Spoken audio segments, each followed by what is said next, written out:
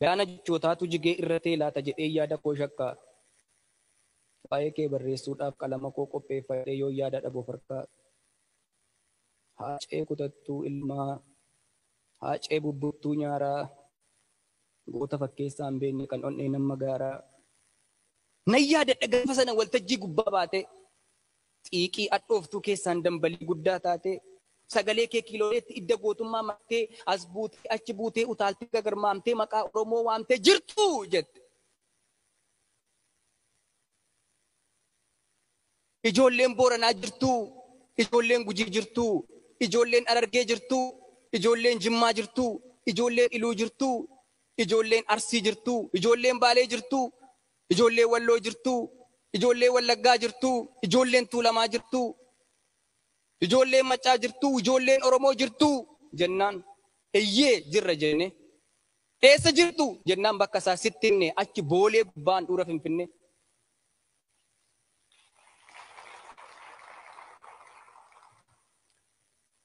Amma dabareen kan keenya nuti immoo si gaafata. Hacaaluu gaafa xiiqii miirratoo eessa jirta? Eessa jirta haacee koo bakka seente hin argine? Sagalee kee dheebonne foolii kan kee dhowwine. Qorri qaaruu nu seene ongeenis nutti ba'e. Du'a ammannuu du'a kan biraa ta'e. Nutoo atalbee hojjennaan CD kee eebbisuudhaaf barra akka dhufu eegna. Ati duutee awwaalamnaan siidaa kee eebbisuudhaaf gaafa kam yaadnee beenna. Nutoo waltajjii guddaa siif dhaabnee galatoomi siin jechuu barra akka dhufu eegna. Suura kee maxxansinee nagaan boqodhu siin jechuuf gaafa kam yaadnee beenna. Nutoo amma aduun nuuf baatee gatii kee deebifnutti bara eeggachuuf teenya.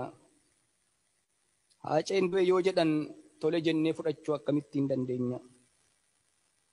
Dukkanaan da'atanii warri nyaatan lubbuu kee maal balleessite jedhan sitti manii cubbuu kee. Atoo dhugaa faana dhoofteetu kijibamoo lagattaa. Guddattuu koo jetteetu harmee keetiin kakattaa. Hirriba dhabuu malee dubbachuuf falmuu malee saba keetiif dhaabbattee balleessaa maalii goote yakka maalii raawwatte. Oromummaa dhugaarraa ni daandiin kennatti deemtu gowwoomsaaf fakkeessaadhaaf takkaa gajjettee hin beektu.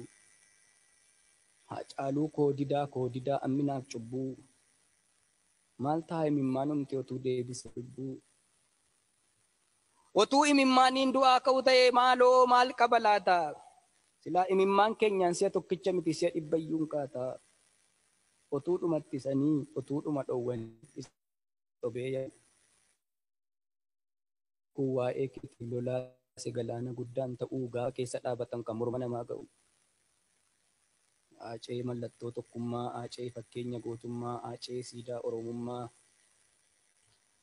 Karroorroo ormarraa dhufteef gadi hin jenne takkallee haacee gaafa mana hidhaa, haacee gaafa karchallee, haacee gaafa fira rakkatanii, haacee gaafa icciitiif abdatanii, kan dubbatee kakatee gaafa aadaa.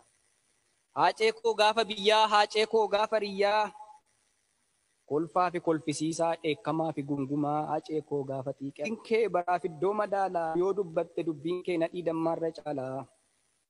Kan garaa koo na quubsu siif yaadeen dhabe maqaa, mallattoo gootummaa tati siidaa qabsoo siidaa haqaa.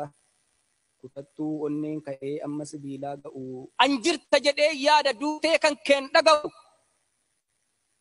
Dhalootaa dhalootatti kabajamtee jiraatta kunoo maan qabu shakkii. Ni duute siin jedhaaree ati yoon duune lakkii. Goonni aarsaa kaffalee lammii isaa buuse bu'aa bulee jiraata malee mee akkamittiin du'a? Galmeen dhugaa ni badaa, burqaan dhugaa ni bu'aa, maalinni maqaan du'aa.